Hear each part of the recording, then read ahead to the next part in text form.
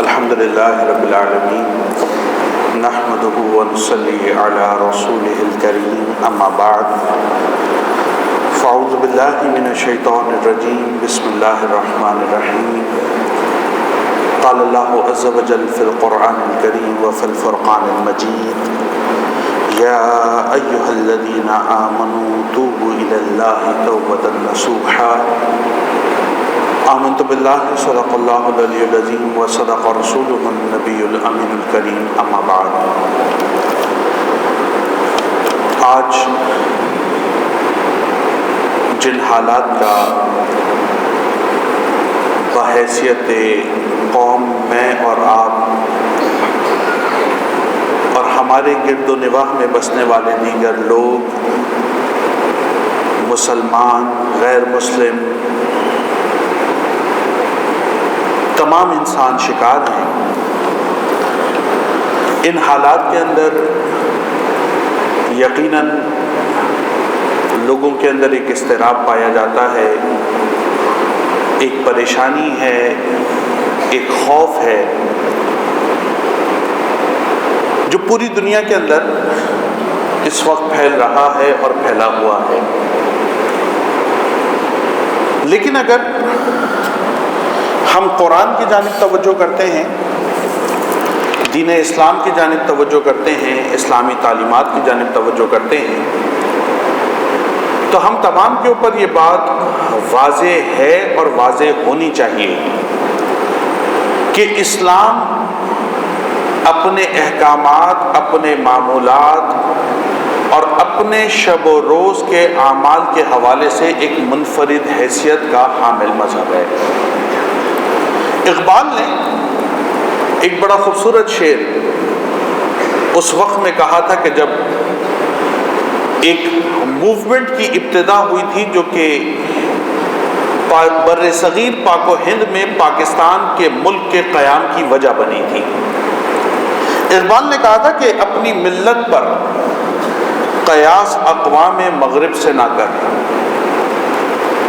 اپنی ملت پر قیاس اقوام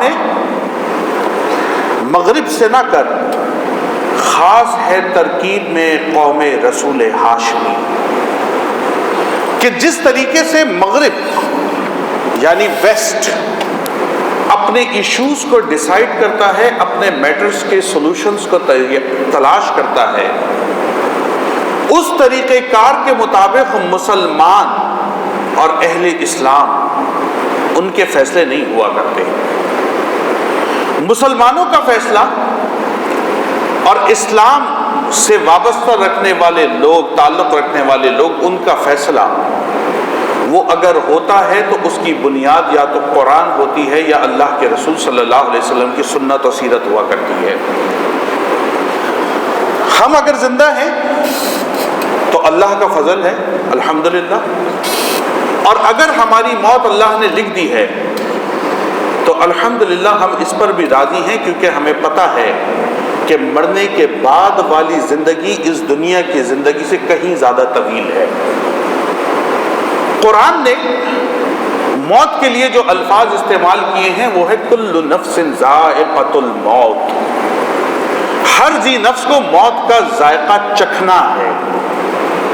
اور میں اور آپ اس بات کو جانتے ہیں کہ جب ذائقے کو زبان پر چکھا جاتا ہے، وہ کوئی بھی غذا ہو، وہ قورمہ ہو، وہ بریانی ہو، وہ کوئی اور کھانا ہو، وہ ذائقہ فقط ایک محدود وقت تک ہماری زبانوں پر رہتا ہے، پھر وہ ختم ہو جاتا ہے. قرآن موت کو ذائقہ کہہ رہا ہے اور ہر نفس کو موت کا ذائقہ چکھنا ہے. اس کا مطلب یہ ہوا کہ چند لمحے جو جان نکلنے کا عمل ہے اس کے اندر وہ تکلیف ہوتی ہے، جب وہ نکل جاتی ہے تو انسان ایک حال سے دوسرے حال کی طرف منتقل ہو جاتا ہے.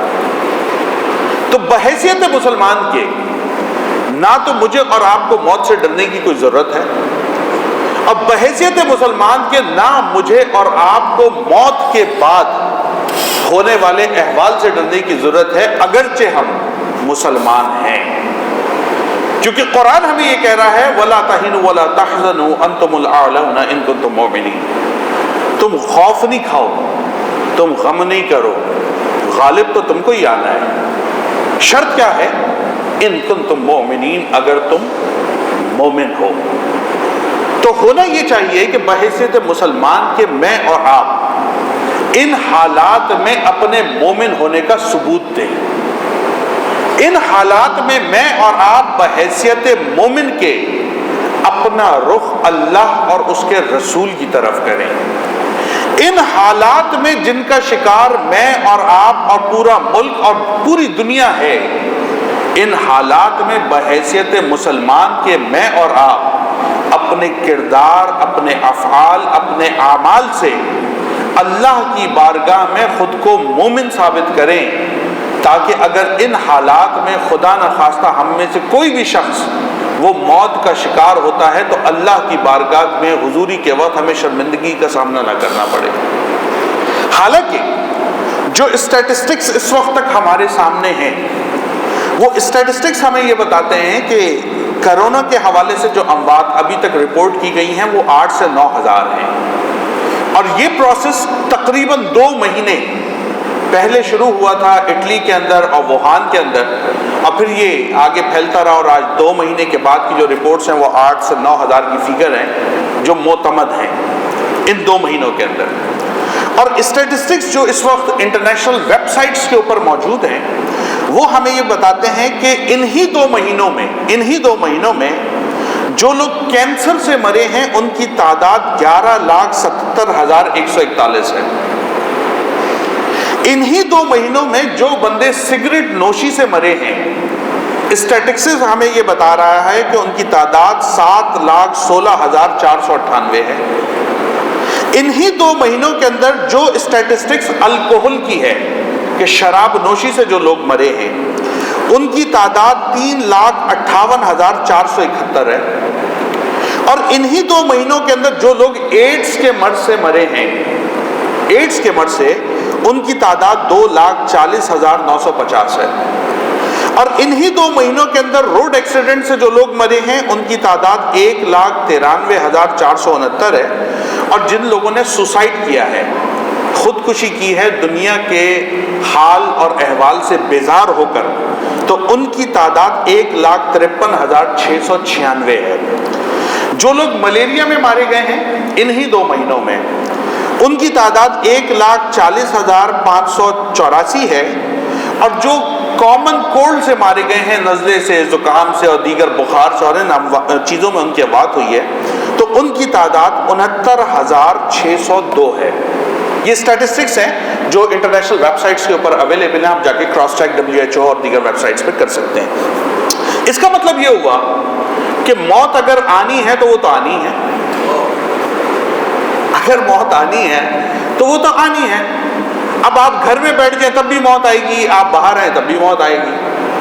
اگر اللہ نے فیصلہ کر لیا تو ابھی سے کچھ عرصے پہلے حضرت سلیمان علیہ السلام کا ہم نے آپ کی خدمت میں واقعہ عرض کیا تھا کہ وہ بندہ جو آپ کی مجلس میں بیٹھا ہوا تھا اور حضرت اسرائیل نے اس کو گھور کر دیکھا، اور اس کے بعد اس بندے نے عرض کی حضور مجھے ہندوستان ہوا کو حکم دے کے پہنچا دے، اور آپ نے حکم صادر فرمایا، اس بندے کو ہندوستان بھجوا دیا۔ تو جب چند روز کے بعد حضرت اسرائیل سے ملاقات ہوئی اور حضرت سلیمان علیہ السلام نے پوچھا کہ اسرائیل آپ اس دن ایک بندے کو غور سے دیکھ رہے تھے، وجہ کیا تھی؟ تو آپ نے یہ فرمایا کہ حضور اللہ نے مجھے یہ حکم دیا تھا کہ اس بندے کی موت وہ ہندوستان کے اندر لکھی ہوئی ہے اور مجھے وہاں سے اس کی روح قبض کرنی ہے۔ میں آپ کی مجلس میں بیٹھے یہ سوچ رہا تھا کہ اس کی کچھ لمحات کے بعد موت اللہ نے طے کی ہوئی ہے، مجھے روح قبض کرنی ہے، یہ تو آپ کی مجلس میں بیٹھے اس کی روح کیسے قبض ہوگی؟ میں اسی سوچ کے اندر مبتلا تھا کہ اس نے خود آپ سے کہا کہ مجھے آپ ہواؤں سے ہندوستان پہنچا دیں، اور جب وقت مقررہ پر میں وہاں پہنچا تو جہاں اللہ کا حکم تھا تو یہ بندہ وہاں موجود تھا اور میں نے اس کی روح کو قبض کر لیا۔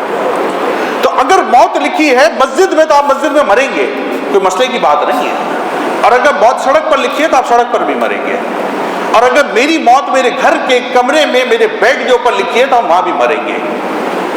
لیکن بحیثیت مسلمان کے، بحیثیت مومن کے، ہمیں اللہ اور اس کے رسول کی تعلیمات میں جو حکم ملا ہے وہ یہ ملا ہے کہ ایسے وقتوں میں اجتماعی توبہ کیا جائے، ایسے وقتوں میں رجوع الی اللہ کیا جائے. قرآن ہمیں کہہ رہا ہے استعینوا بالصبر والصلاۃ، مدد طلب کرو نماز کے ذریعے سے اور صبر کے ذریعے سے.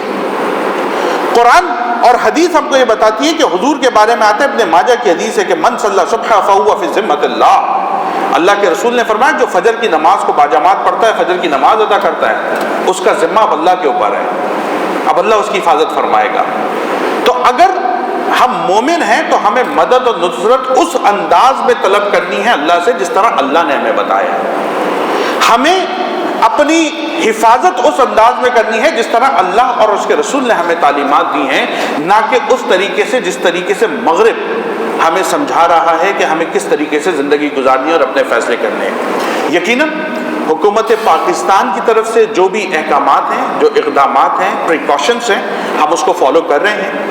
آج بھی ہم نے اسی لیے گفتگو کا آغاز 1:16 پہ تقریباً کیا ہے، اور جب تک یہ ایمرجنسی کے حالات نافذ ہیں ہم انشاءاللہ یہاں پر 1:15 پر ہی گفتگو کا آغاز کریں گے اور 1:30 پر اس کو وائنڈ اپ کر دیں گے 15 منٹ کے اندر. اور اس کے بعد خطبہ ہوگا اور نماز ہوگی، مختصر انشاءاللہ خطبہ ہوگا، مختصر تلاوت ہوگی.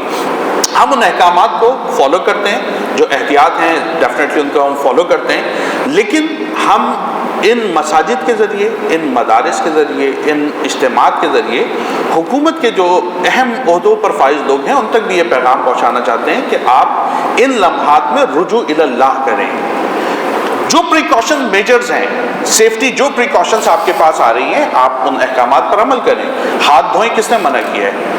آپ اپنے ہاتھوں کو کلین رکھیں، کس نے منع کیا ہے؟ آپ باوضو رہیں، ہم نے تو آپ کو کسی نے منع نہیں کیا.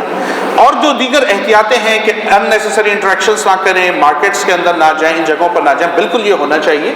لیکن یہ مساجد اللہ کے گھر، یہاں لوگ باوضو آ کر بیٹھتے ہیں. یہاں آنے سے پہلے کوئی مسلمان ہم میں سے ایسا نہیں ہے جو بے وضو بیٹھا ہے، ٹھیک ہے نا؟ سب نے ہاتھ دھوئے ہیں، سب نے منہ میں پانی ڈالا ہے، ناک میں پانی ڈالا ہے، چہرہ دھویا ہے، پاؤں دھوئے ہیں. ہر کوئی اپنے تئیں پاک صاف ہو کر آیا، اور اکثریت وہ ہے جو غسل کر کے آئی ہے. تو الحمدللہ ہم پاک صاف ہو کر آتے ہیں. اجتماعی طور کے اوپر بیٹھیں، اللہ کا ذکر کریں، استغفار کریں، توبہ کریں، اور یہی اس مسئلے کا حل ہے. اگر یہ عذاب ہے اللہ کی جناب سے تو ہمارے توبہ سے وہ عذاب ٹل جائے گا، اور اگر یہ اللہ کی طرف سے آزمائش ہے تو ہم اس توبہ سے اس آزمائش کے اندر کامیاب ہو جائیں گے. اور اگر اللہ کی طرف سے یہ ہمارے لیے قضا ہے، یعنی موت کا وقت طے ہو چکا ہے، تو پھر ہم موت سے پہلے اجتماعی طور پر توبہ کریں گے، تاکہ ہم میں سے ہر مسلمان دوسرے کی توبہ پر گواہ رہے کہ یا اللہ یہ میرا بھائی اس وقت بھی میرے ساتھ نماز میں تھا، توبہ کر رہا تھا، استغفار کر رہا تھا، تو اس سے گواہی لے لے کہ میں تیرا مسلمان بندہ ہوں، تو میری بخشش فرما دے. تو مجھے امید ہے انشاءاللہ اللہ کی بارگاہ میں اس توبہ کرنے سے، اس نماز کے ادا کرنے سے، اس اجتماعی کیفیت میں استغفار کرنے سے ہم سرخرو ہو جائیں گے. اللہ رب العزت ہم تمام کو صحیح معنوں میں توبہ اور استغفار کی توفیق مرحمت فرمائے، اور اپنے دین پر کما حق ہوا عمل پیرا ہونے کی توفیق مرحمت فرمائے. وما علینا الا البلاغ المبین.